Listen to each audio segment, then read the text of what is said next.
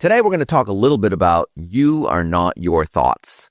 So a lot of times, what we think on, we create more of in our life.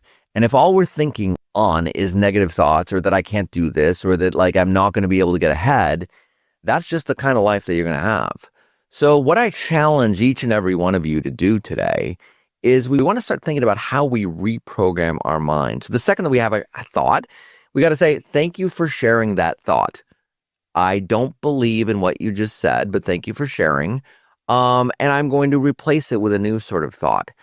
And honestly, when I was struggling and really at the beginning of my career, I used to have these thoughts all the time. I can't do this. I don't have enough money. I can't afford to do this. I don't have the right people on my team. I'm not smart enough. And so every time I give that sort of power, I am setting myself up to fail.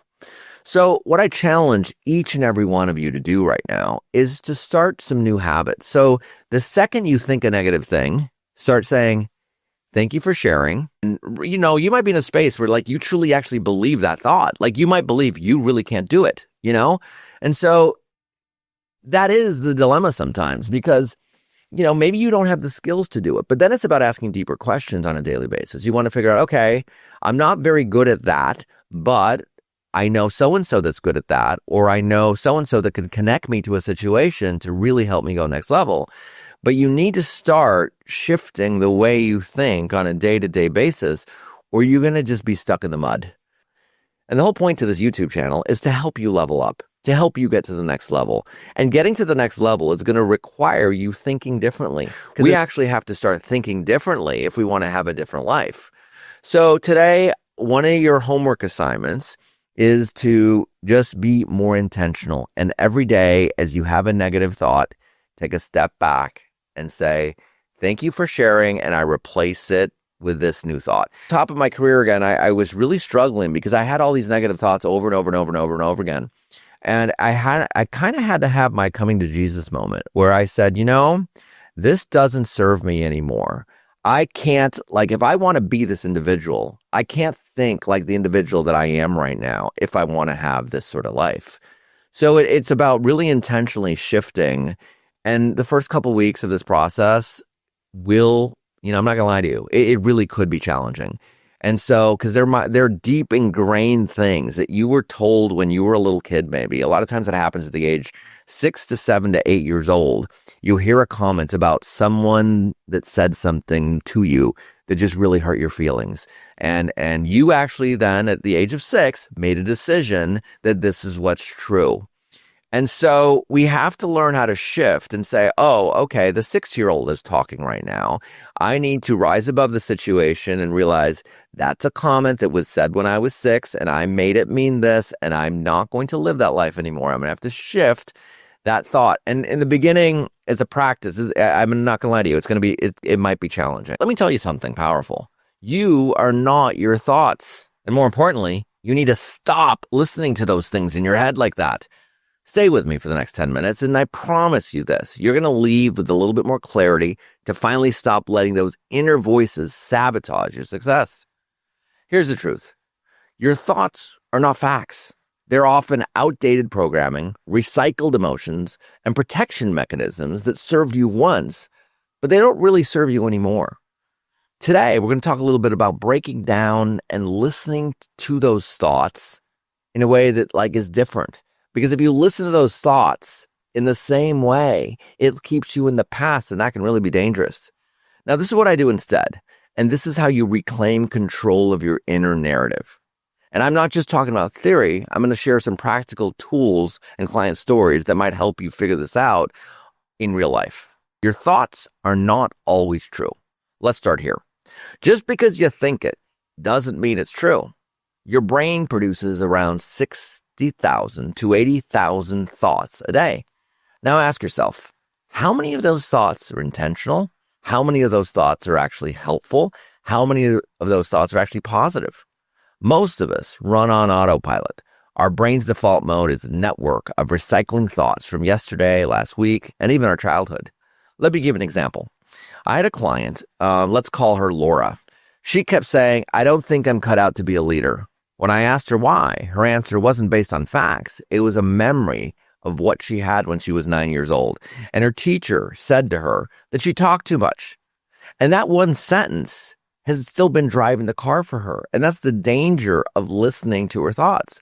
So this comment that someone made 30 years ago that she talked so much, like had her just be a quiet, meek individual, and she never spoke up in meetings and she never had anything to say. I know we just recently had a YouTube video that talked a little bit about like the power of silence, but there's also the power of like, retreating and having thoughts in your brain that are telling you old mindset or old thoughts that you really don't need to be thinking anymore. So your thoughts aren't you. They're just a part of you, but they're really not the driver.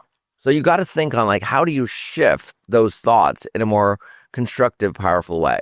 Let's talk about what's one thought you've been believing lately. That might just be a lie.